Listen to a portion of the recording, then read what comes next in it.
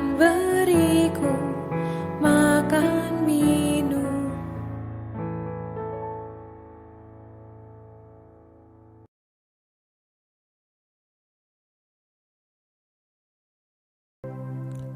Berita ke-22.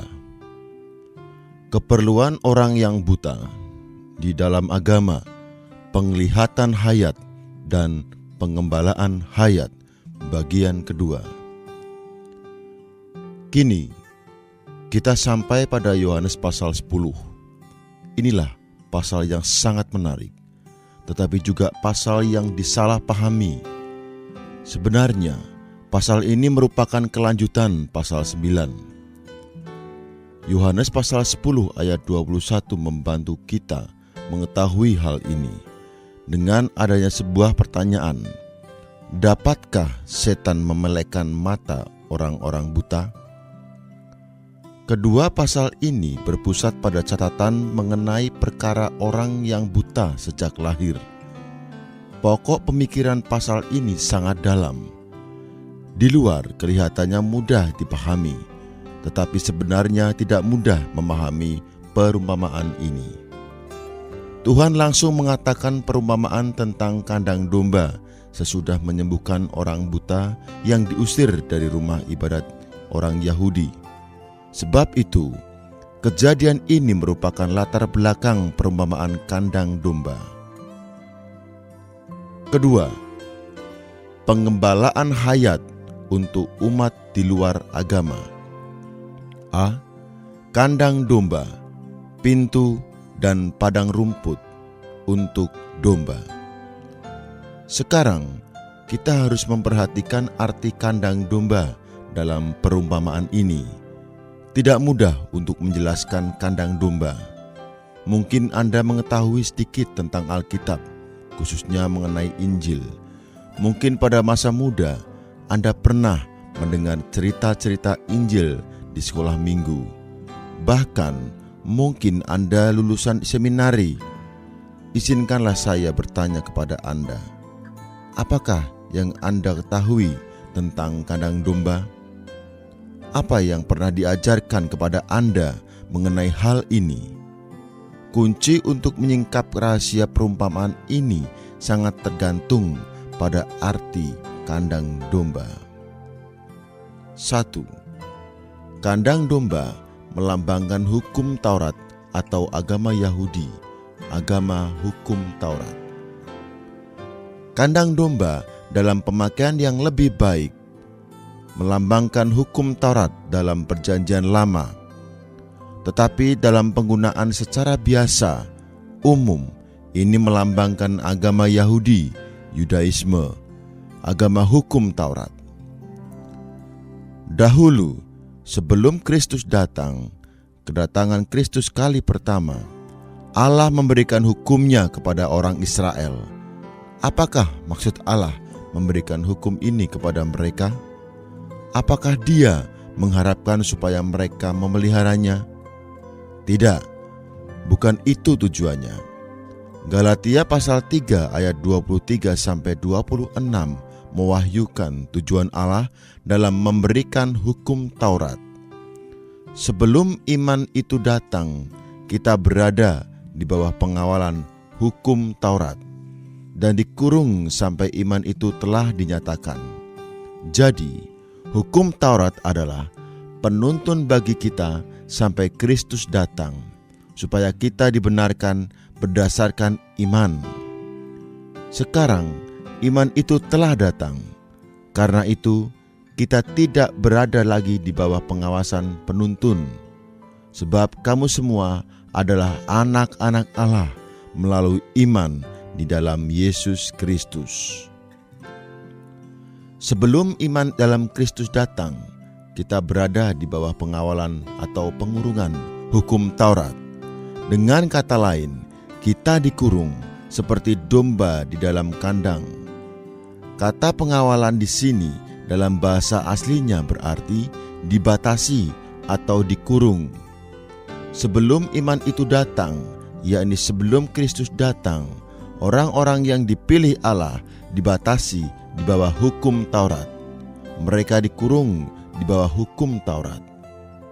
Dikurung adalah istilah yang khusus dalam bahasa Yunani yang berarti dikurung dalam pengasuhan atau penjagaan yang khusus dalam suatu pengawalan. Misalnya, jika orang tua dalam sebuah keluarga meninggal, anak-anak boleh diasuh oleh paman atau bibi mereka. Dengan kata lain, mereka berada di bawah penjagaan orang lain.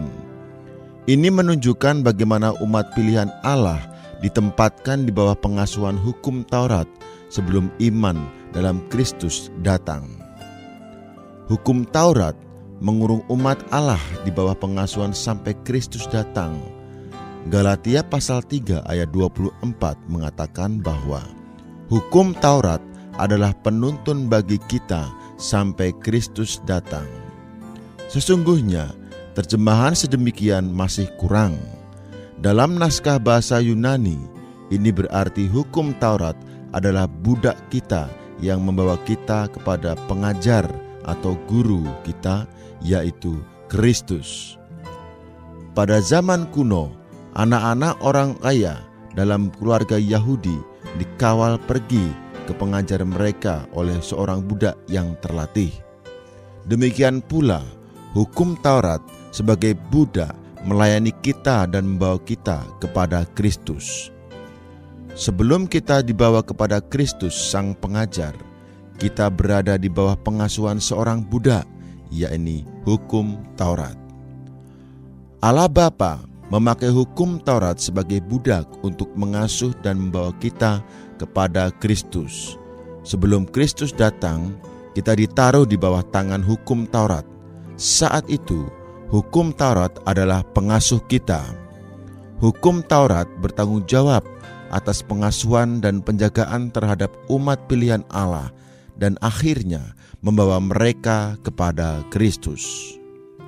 Begitu kita dibawa kepada Kristus, kita pun dibenarkan oleh iman.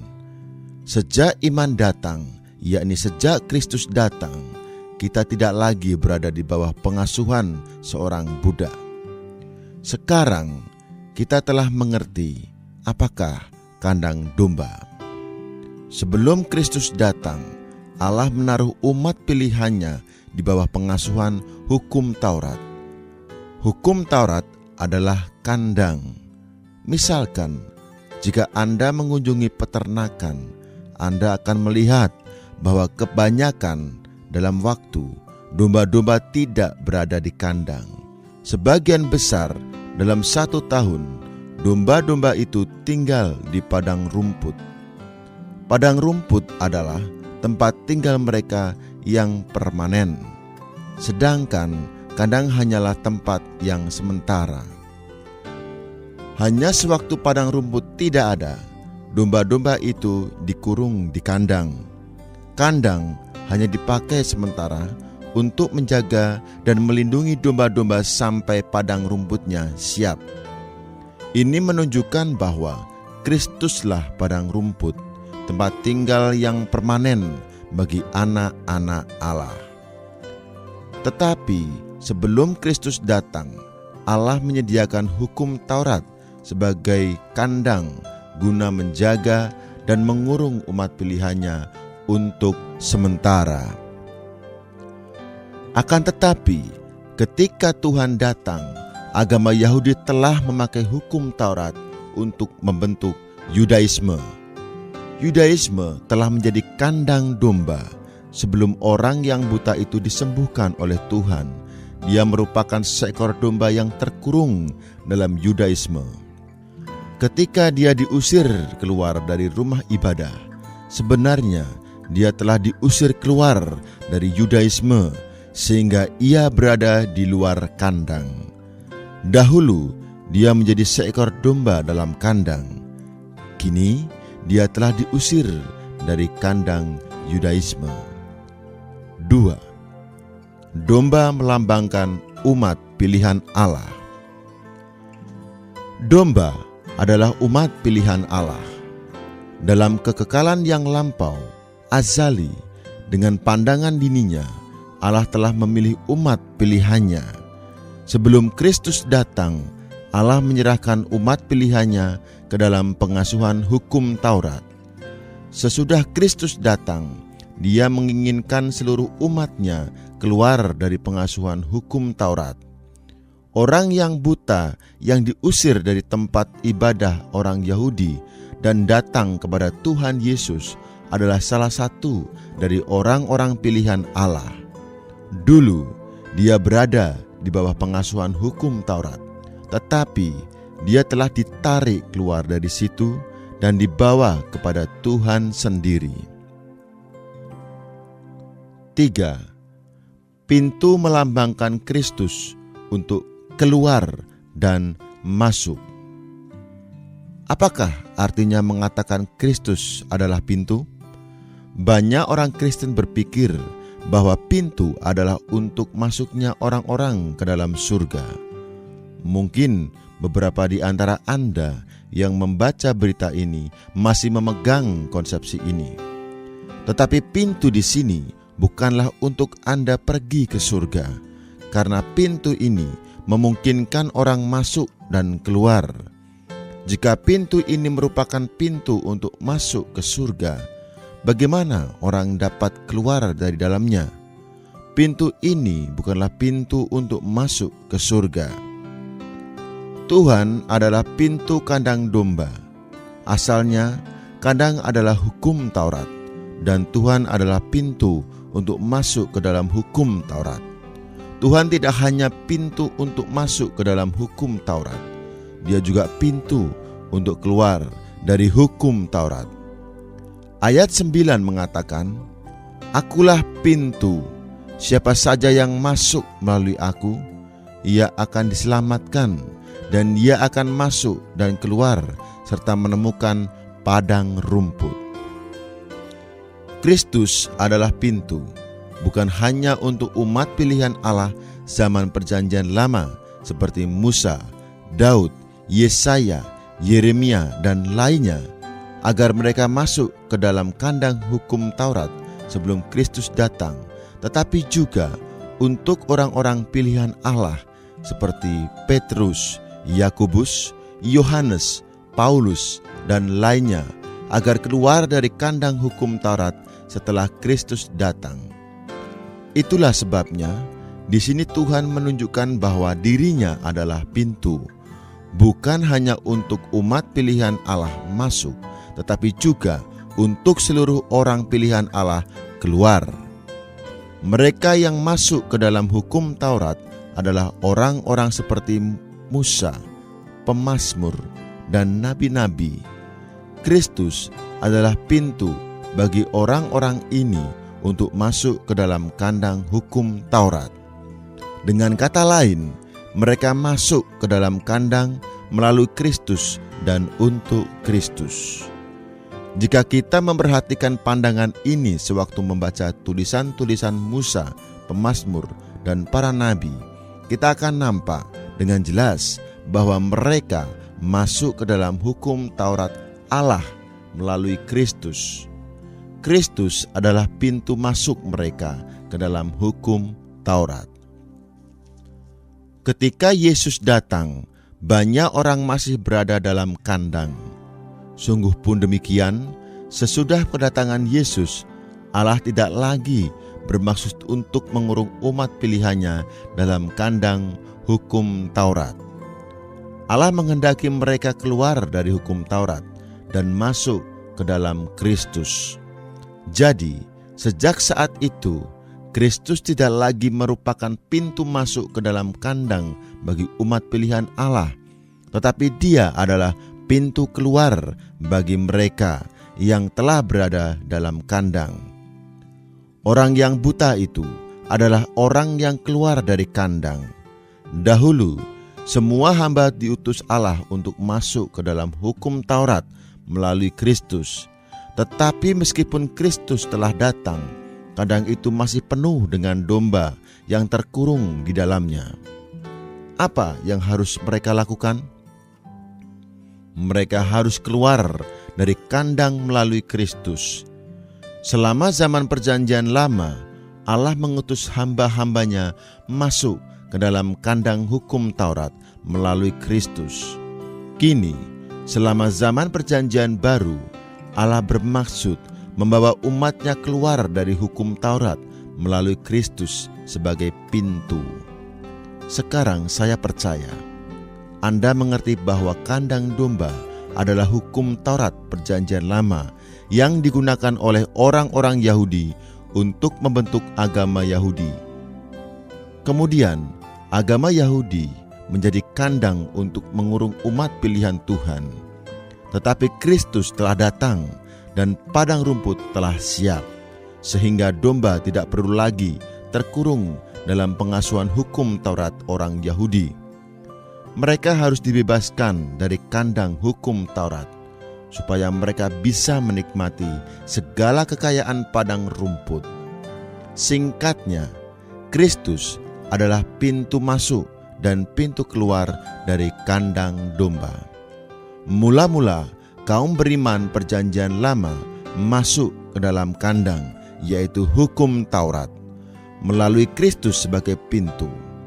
Kini, kaum beriman dalam Perjanjian Baru keluar dari hukum Taurat melalui Kristus sebagai pintu yang sama.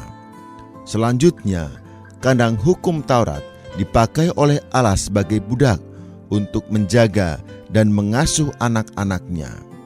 Kemudian, ia digunakan untuk membawa mereka kepada diri Kristus sendiri yang adalah pengajar. Setelah mereka dibawa kepada pengajar, mereka tidak perlu menetap di bawah tangan si budak. Kandang hukum Taurat yang telah menjadi Yudaisme mengurung semua orang pilihannya. Tetapi Kristus adalah pintu yang melaluinya kaum beriman Perjanjian Baru dapat keluar dari Yudaisme dan masuk ke dalamnya sebagai padang rumput. Selain itu, Tuhan juga gembala. Dia bukan hanya pintu kandang, tetapi juga gembala. Dia datang untuk memanggil umatnya keluar dari kandang, dan dombanya mengenal suaranya. Dialah yang pertama keluar dari kandang hukum Taurat. Sekarang dia berjalan di depan domba-dombanya, yaitu semua orang yang akhirnya mengikuti dia. Petrus, Yakobus, dan Yohanes telah keluar dari Yudaisme. Bahkan Paulus pun keluar dari Yudaisme. Semua orang Yahudi yang percaya dalam Tuhan Yesus mengikuti dia keluar dari kandang Yudaisme.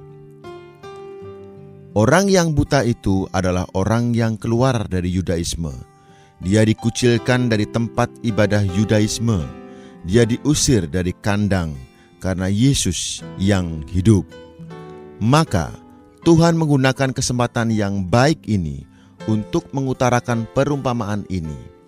Tuhan membiarkan orang-orang Yahudi menyadari bahwa agama mereka adalah kandang.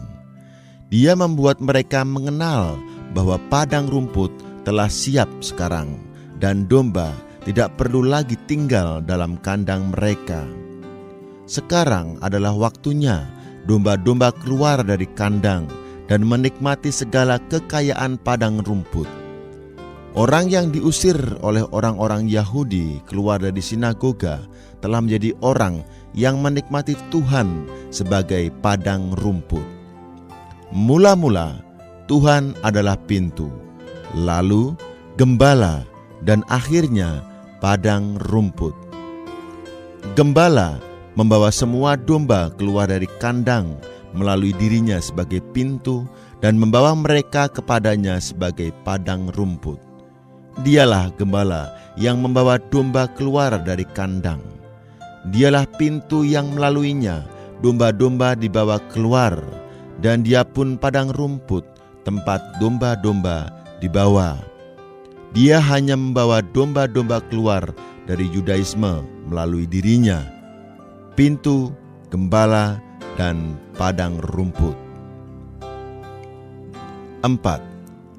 Padang rumput melambangkan Kristus adalah tempat domba-domba mendapatkan perawatan. Di luar kandang adalah padang rumput yang hijau. Padang rumput di sini melambangkan Kristus sebagai tempat domba-domba mendapat rawatan. Pada musim dingin atau pada malam hari, saat padang rumput tidak bisa dimanfaatkan, domba-domba harus tinggal di kandang. Setelah padang rumput bisa dipakai, domba-domba tidak perlu lagi tinggal di kandang. Tinggal di kandang hanya untuk masa transisi dan sementara. Menikmati kelimpahan di padang rumput barulah yang terakhir dan permanen. Sebelum Kristus datang, hukum Taurat adalah tempat untuk menjaga orang. Di bawah hukum Taurat adalah masa transisi. Kini, Kristus telah datang, maka semua orang pilihan Allah harus keluar dari hukum Taurat, masuk ke dalamnya, menikmati Dia sebagai padang rumput. Galatia pasal 3 ayat 23-25 dan pasal 4 ayat 3-5. Inilah yang terakhir dan permanen.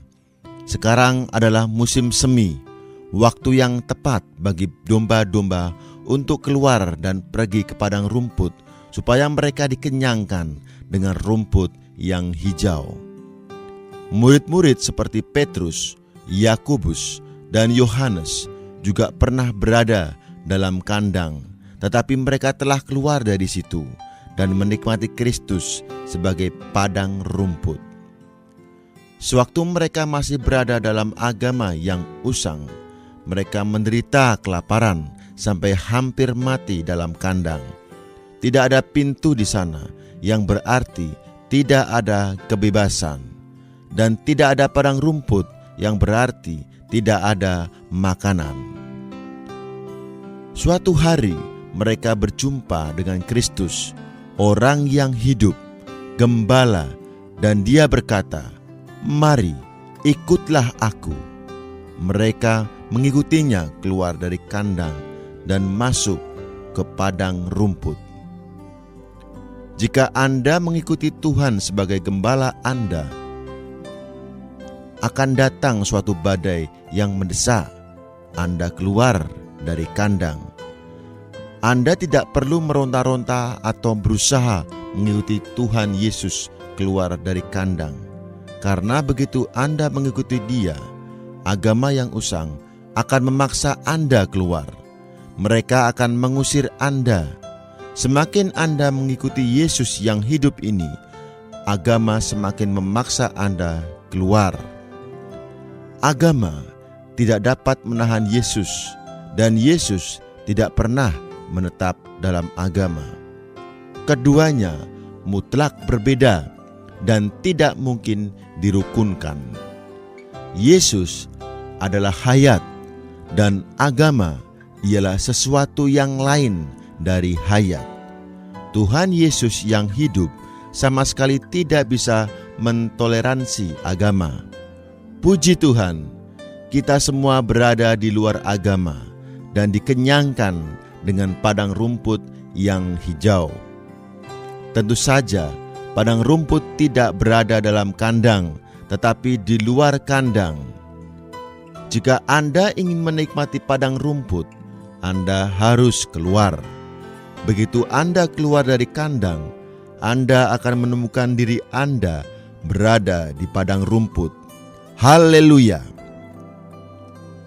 Kita perlu membahas siapakah penjaga pintu, pencuri, dan perampok. Penjaga pintu adalah Roh Kudus, dan pencuri serta perampok adalah orang-orang yang pura-pura menjadi nabi. Mereka yang tidak masuk ke dalam kandang melalui pintu, melainkan melalui jalan lain, adalah nabi-nabi yang hidup sesudah para nabi Perjanjian Lama dan sebelum Yohanes Pembaptis. Selama waktu ini, banyak yang telah masuk ke dalam hukum Taurat tanpa melalui Kristus, tetapi melalui diri mereka sendiri. Mereka pura-pura menjadi nabi yang diutus oleh Allah. Tetapi semua nabi yang sejati dalam Perjanjian Lama masuk melalui Kristus dan untuk Kristus. Dengan kata lain, mereka masuk ke dalam hukum Taurat melalui pintu. Setelah nabi-nabi perjanjian lama ini, banyak orang yang masuk ke dalam hukum Taurat tanpa melalui Kristus, melainkan melalui dirinya sendiri.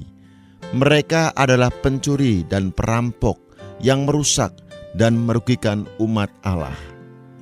Ada jarak 400 tahun antara nabi-nabi perjanjian lama dengan Yohanes Pembaptis. Selama 400 tahun itu, pencuri-pencuri dan perampok-perampok itu merusak umat pilihan Allah. Karena itu, Tuhan mengatakan bahwa pencuri datang untuk mencuri, membunuh, dan membinasakan. Tetapi Dia datang supaya domba-domba itu mempunyai hidup dan mempunyainya dengan berlimpah-limpah. Yohanes pasal 10 ayat 10. Ini berarti Tuhan datang untuk memberikan dirinya sendiri sebagai hayat kepada domba-dombanya, karena Dialah padang rumput mereka. Selama domba-domba itu tinggal di padang rumput, mereka akan memiliki suplai hayat yang berlimpah. Melalui dikenyangkan dengan padang rumput, domba-domba akan menikmati padang rumput sebagai suplai hayat mereka yang berlimpah. Mereka akan menikmati Tuhan dan mengalaminya sebagai hayat mereka dengan lebih berlimpah. Bagaimana Tuhan dapat menggenapkan hal menjadi padang rumput hayat bagi domba? Harus nampak bahwa rumput agar dapat dimakan harus mengalami proses kematian. Semua rumput yang hidup yang dimakan oleh domba harus melalui proses kematian. Karena itu, kita akan nampak Tuhan berkata bahwa Dia harus menyerahkan nyawanya bagi domba-dombanya. Dia harus mati lebih dulu agar Dia dapat memberikan dirinya sendiri sebagai hayat bagi domba-domba itu. B. Gembala, hayat Allah dan hayat jiwa untuk kawanan domba. 1. Kristus adalah gembala. Kita telah nampak bahwa Kristus adalah gembala yang memanggil umatnya keluar dari kandang. Dia berjalan di depan domba-dombanya dan mereka mengikuti Dia. Sebagai gembala, Dia membawa domba-domba itu keluar dari kandang melalui dirinya sendiri sebagai pintu dan kepada dirinya sebagai padang rumput. 2. Kristus menyerahkan hayat jiwanya supaya domba-domba mendapatkan hayat ilahi. Dalam ayat 10, Tuhan berkata, "Aku datang supaya mereka mempunyai hidup dan mempunyainya dengan berlimpah-limpah." Dalam ayat 11 Dia berkata, "Akulah gembala yang baik. Gembala yang baik memberikan nyawanya bagi domba-dombanya." Dalam ayat 10, istilah hidup dalam bahasa aslinya adalah Zoe. Dalam perjanjian baru, istilah ini mengacu kepada hayat yang kekal dan ilahi. Dalam ayat 11, istilah nyawa dalam bahasa aslinya adalah psyche, yaitu jiwa, hayat jiwa, yakni hayat insani. Kedua ayat ini membuktikan bahwa Tuhan Yesus memiliki dua macam hayat. Sebagai manusia, Tuhan memiliki hayat psyche, hayat manusia. Dia juga adalah Allah, memiliki hayat Zoe, hayat Allah. Dia memberikan nyawanya, hayat psikenya, yaitu hayat manusia, guna mengenapkan penebusan bagi domba-dombanya. Pasal 10 ayat 15 dan ayat 17-18. Agar mereka dapat berbagian dalam hayat Zoe-nya, yaitu hayat Allah. Pasal 10 ayat 10. Hayat yang kekal. Pasal 10 ayat 28. Supaya olehnya mereka semua bisa menjadi satu kawanan di bawah Dia sendiri sebagai gembala. Selaku gembala yang baik, Dia dengan cara ini dan untuk tujuan ini merawat domba-dombanya dengan hayat ilahi. Hayat ilahi Tuhan tidak akan dapat mati dibunuh. Yang dibunuh pada waktu penyalipannya adalah hayat insaninya. Agar dapat menjadi juru selamat kita, Dia sebagai manusia menyerahkan hayat insaninya untuk menggenapkan penebusan bagi kita, agar kita boleh menerima hayat zoe-nya. Dia menyerahkan hayat insaninya agar setelah kita ditebus, kita dapat menerima hayat zoe-nya, hayat kekal. 3. Digabung menjadi satu kawanan melalui hayat di bawah satu gembala. Gembala, hayat ilahi, dan hayat insani semuanya adalah untuk kawanan. Dalam ayat 16, Tuhan berkata, "Tetapi aku juga mempunyai domba-domba lain yang bukan dari kandang ini. Domba-domba itu harus kutuntun juga, dan mereka akan mendengarkan suaraku, dan mereka akan menjadi satu kawanan dengan satu gembala." Siapakah domba yang bukan dari kandang Yahudi? Mereka ialah orang kafir, bukan Yahudi. Dan apakah satu kawanan itu? Satu kawanan melambangkan satu gereja, satu tubuh Kristus. Efesus pasal 2 ayat 14-16 dan pasal 3 ayat 6. Yang dihasilkan oleh hayat Tuhan yang kekal dan ilahi, yang diberikan kepada anggota-anggota tubuhnya melalui kematiannya. Yohanes pasal 10 ayat 10-18. Dulu kandang mengacu kepada Yudaisme. Kini kawanan adalah gereja. Kandang domba dulu adalah Yudaisme, tetapi kawanan sekarang adalah gereja, kaum beriman Yahudi dan orang bukan Yahudi. Tuhan menggabungkan keduanya ke dalam satu kawanan dan di bawah satu gembala. Sekarang, satu kawanan dan satu gembala adalah satu tubuh dan satu kepala. Mengapa gembala, hayat ilahi, dan hayat insani semuanya untuk kawanan? Karena orang-orang dalam kawanan adalah orang-orang yang jatuh, yang memerlukan penebusan. Sebagai manusia, sang gembala mempunyai hayat insani.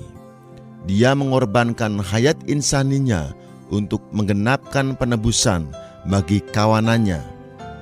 Demikian, kawanan dombanya mendapatkan penebusan.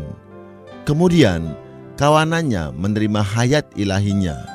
Dan melalui hayat ilahi ini, domba-domba itu hidup bersama sebagai satu kawanan. Demikianlah, kawanan domba bergabung menjadi satu satuan, unit, satu kesatuan. Ini bukan digenapkan dengan hayat insani, melainkan dengan hayat ilahi. Dalam hayat insani, kita dihukum dan terpecah belah. Dalam hayat ilahi, kita diterima dan digabungkan. Dalam hayat ilahi, kita semua berada di dalam satu satuan, yang berarti kita adalah satu kawanan di bawah satu gembala dalam satu hayat. Jika kita hidup berdasarkan hayat insani kita dan bukan berdasarkan hayat ilahi, kita hanya akan mendatangkan kesulitan saja. Tidak hanya demikian, kita akan menjadi orang asing dan berkeliaran di luar kawanan. Bila Anda hidup berdasarkan hayat insani Anda tidak lagi menjadi domba, melainkan menjadi orang asing. Domba adalah orang yang dilahirkan kembali dengan hayat ilahi. Kita semua harus hidup berdasarkan hayat ilahi, dan dengan demikian menjadi domba yang sejati dan murni. Kemudian kita semua akan menjadi satu kawanan. Asal kita hidup berdasarkan hayat insani kita, kita akan mirip binatang liar, mungkin sebagai singa yang ganas atau sebagai kuda yang liar. Jika kita tidak hidup berdasarkan hayat ilahi, tidak mungkin ada kawanan. Kawanan itu dihasilkan, dijaga, dipelihara, dan dibentuk berdasarkan hayat ilahi. Alangkah baiknya apabila saudara-saudara diam bersama dengan rukun. Mazmur pasal 133 ayat 1. Namun, diam bersama dengan rukun berarti diam dalam hayat ilahi. Puji Tuhan, karena dalam hayat ilahi kita benar-benar esa dan saling mengasihi. Ini tidak mungkin terjadi di dalam hayat insani kita, hayat suke, tetapi hanya di dalam hayat ilahi, hayat Zoe.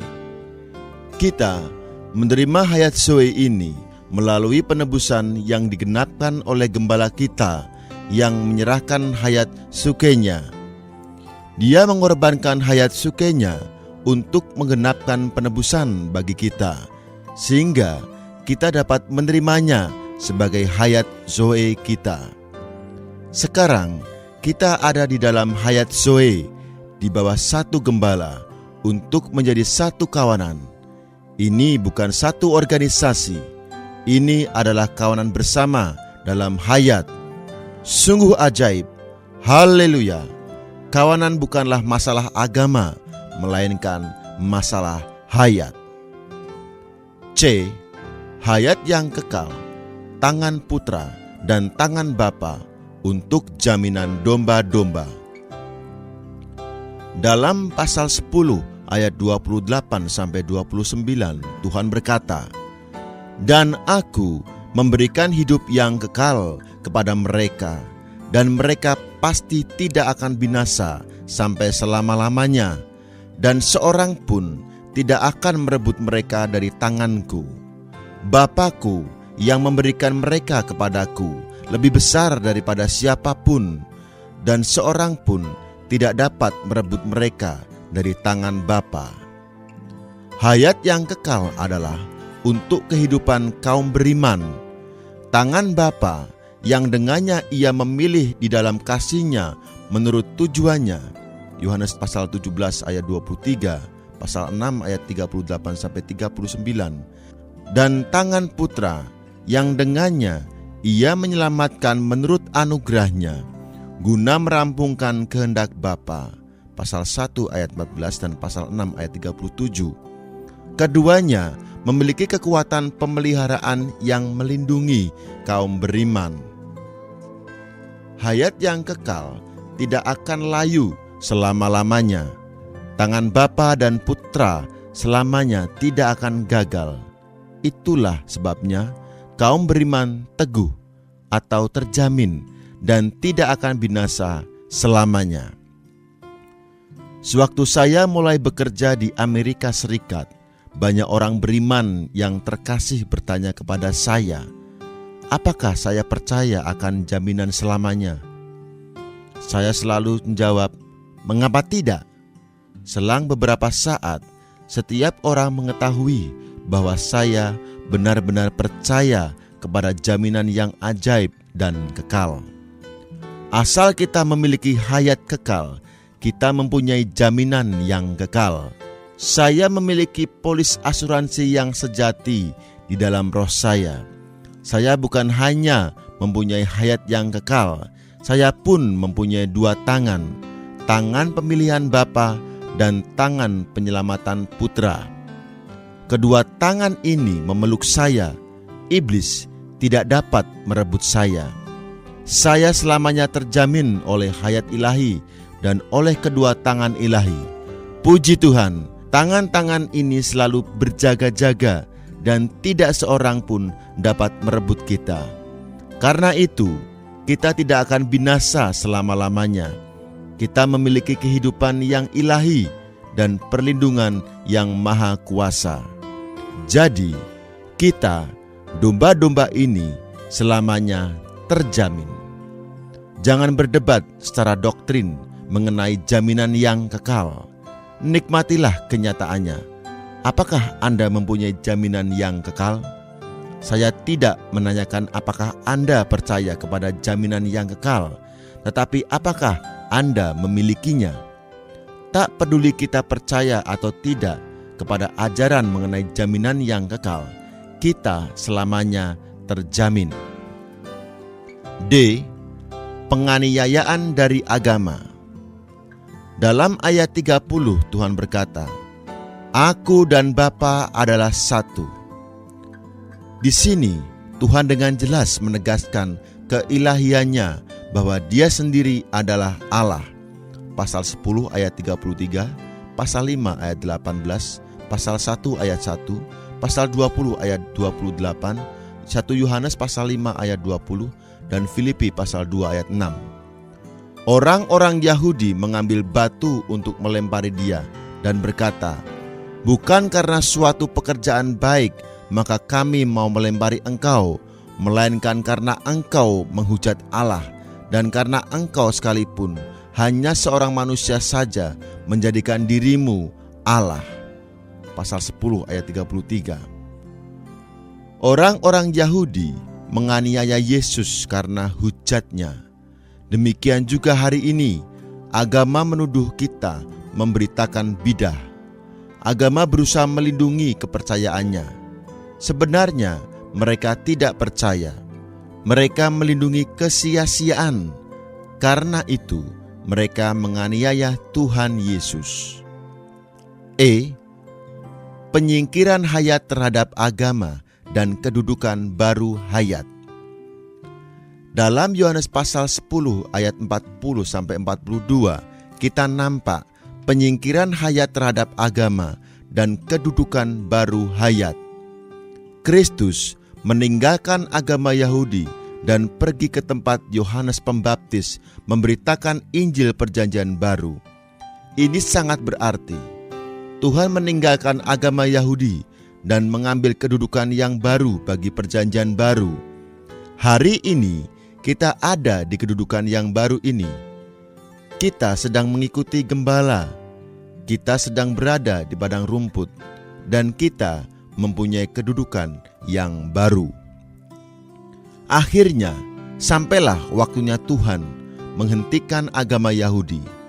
Meskipun para agamawan mencoba lagi untuk menangkapnya, Dia luput dari tangan mereka. Yohanes pasal 10 ayat 39. Dia pergi ke seberang Yordan, ke tempat Yohanes Pembaptis dulu membaptisnya. Para agamawan Yahudi telah memakai hukum Taurat untuk membentuk agama Yahudi yang telah mengurung umat pilihan Allah. Tetapi Yohanes Pembaptis mutlak terpisah dari agama Yahudi karena dia hidup di padang gurun yang terletak di luar Yerusalem dan di seberang Yordan. Yohanes Pembaptis tinggal di padang gurun, selalu mengarahkan orang kepada diri Kristus. Yohanes Pembaptis mengarahkan orang kepada Kristus karena zaman kandang domba sudah lewat dan suatu zaman baru telah mulai. Semua orang pilihan Allah harus meninggalkan kandang dan datang kepadanya. Kesaksian Yohanes Pembaptis adalah mendorong orang agar keluar dari kandang dan memasuki padang rumput. Sesudah pemberitaan Yohanes Pembaptis mengenai Kristus, Tuhan pergi ke kandang untuk membawa domba-domba keluar dari sana. Tentu saja Dia tidak mencuri domba. Dia masuk ke Yudaisme supaya domba-dombanya mendengar suaranya dan keluar dari kandang. Dengan keluar dari kandang dan berjalan di depan domba-dombanya, Dia memimpin domba-dombanya keluar dari kandang. Setelah Tuhan keluar dari Yudaisme, Dia pergi ke tempat di mana Yohanes Pembaptis telah bersaksi tentang Dia. Kepergiannya ke padang gurun di seberang Yordan merupakan tanda keluarnya Dia dari Yudaisme dan pergi ke tempat di luar Yudaisme. Pasal ini akhirnya mengatakan bahwa banyak orang datang kepadanya dan percaya kepadanya. Yohanes pasal 10 ayat 41-42. Tahukah Anda Apa artinya ini? Ini berarti banyak orang mengikuti dia sebagai domba untuk mengikuti gembala. Dialah gembala yang masuk ke dalam kandang untuk membawa domba-domba itu keluar. Ketika dia keluar dari kandang, semua domba mengikuti dia ke suatu tempat di mana ada kesaksian mengenai pelepasan terhadap perjanjian lama dan pengakuan terhadap perjanjian baru. Kesaksian perjanjian lama adalah kandang domba, sedangkan kesaksian perjanjian baru adalah Kristus sebagai padang rumput. Apakah Anda ini domba? Padang rumput telah tersedia. Masihkah Anda merasa lebih baik tinggal di dalam kandang? Masihkah Anda senang, terkurung, dan dijaga di dalam kandang? Atau Anda telah keluar dari kandang dan pergi ke padang rumput untuk menikmati kekayaan Kristus? Hari ini Tuhan Yesus tidak lagi di dalam Yudaisme. Gembala yang baik tidak lagi berada di kandang. Dia sedang berada di tempat kesaksian perjanjian baru didirikan. Dia telah meninggalkan kandang dan berada di tempat dia menjadi padang rumput. Karena itu, Anda juga harus meninggalkan kandang dan datang kepadanya. Ini berarti Anda harus meninggalkan Yudaisme dan menerima Kristus sebagai segala sesuatu Anda. Dialah segala sesuatu untuk Anda. Lihatlah domba-domba, padang rumput adalah segala-galanya bagi mereka. Domba menikmati padang rumput sebagai tempat perhentian, makanan, air, suplai hayat, dan yang lainnya lagi. Anda juga harus keluar dari kandang dan pergi ke padang rumput. Anda harus keluar dari Yudaisme dan pergi kepada Kristus saja. Anda harus keluar dari hukum Taurat dan pergi ke tempat di mana Kristus dapat dinikmati. Di manakah Kristus sekarang? Kristus ada di luar semua kelompok Yudaisme. Dia ada di tempat Yohanes Pembaptis bersaksi tentang Dia. Sekarang Anda tahu arti sebenarnya dari pasal ini, yakni kesimpulan dari peristiwa orang buta yang telah disembuhkan. Sebelum Kristus datang, semua orang pilihan Allah ada di dalam kandang. Kini, karena Kristus telah datang, zaman dalam kandang telah lewat. Anda harus meninggalkan kandang agar dapat datang kepada Kristus. Sekaranglah saatnya bagi Anda untuk menerima Kristus sebagai padang rumput Anda dan menikmati Dia sebagai segala sesuatu Anda. Anda harus hidup di dalamnya dan mengambil Dia sebagai segala sesuatu Anda. Perhatikanlah gambaran ini. Lihatlah domba dan padang rumput, dan lihatlah betapa besar artinya padang rumput bagi domba itu. Jika Anda benar-benar seekor domba, Anda akan memberitahu orang-orang bahwa Anda sangat ingin keluar dari kandang, karena di dalam kandang penuh dengan perbudakan dan pengurungan.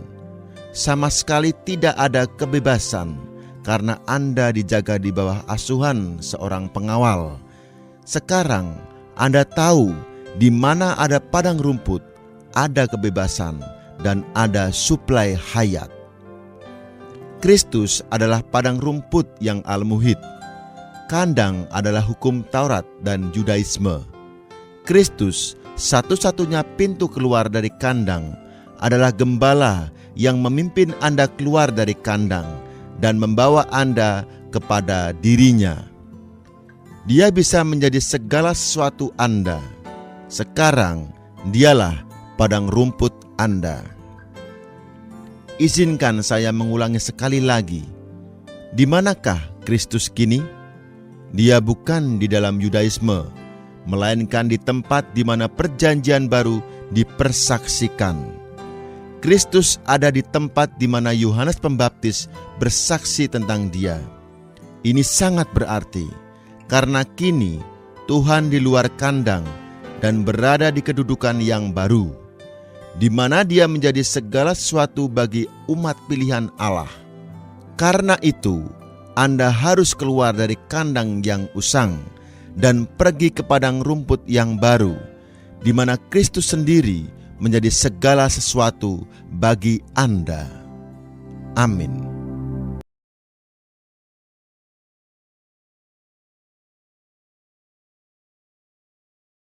Memang kita ini sebagai lansia, kita tidak bisa hidup sendiri. Kita kalau hidup sendiri bisa mati. Mati kesepian, mati betul-betul sendirian nanti. Kita harus hidup dalam komunitas. Dan di dalam komunitas ada kemungkinan ya bisa terluka dan melukai. Karena itu kita tidak boleh egois. Kita harus tidak hanya memikirkan kepentingan diri sendiri, tapi memikirkan kepentingan orang lain. Dan selalu mau mencontoh apa yang Kristus lakukan. Tuhan Yesus berkata, aku datang bukan untuk dilayani, tetapi untuk melayani. Saudara dan saya, meskipun kita sudah tua, kita tetap bisa menjadi saluran berkat. Marilah kita tidak menuntut untuk dilayani, tetapi memberi diri untuk melayani sejauh kita dapat melakukannya. Saudara mau, bukan?